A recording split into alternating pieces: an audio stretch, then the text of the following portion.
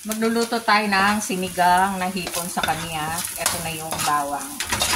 Napapula ko, lalagyan natin ng sibuyas.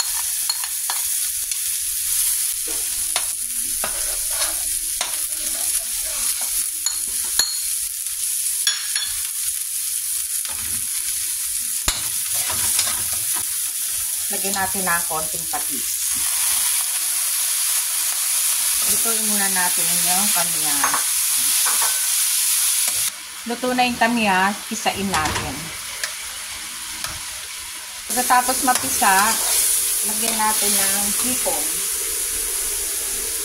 Lagyan na natin yung hipon. Lagyan natin sabaw, mainit na tubig. Sama na rin natin yung kangkong.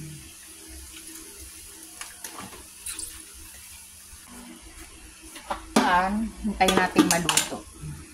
Yan, luto na.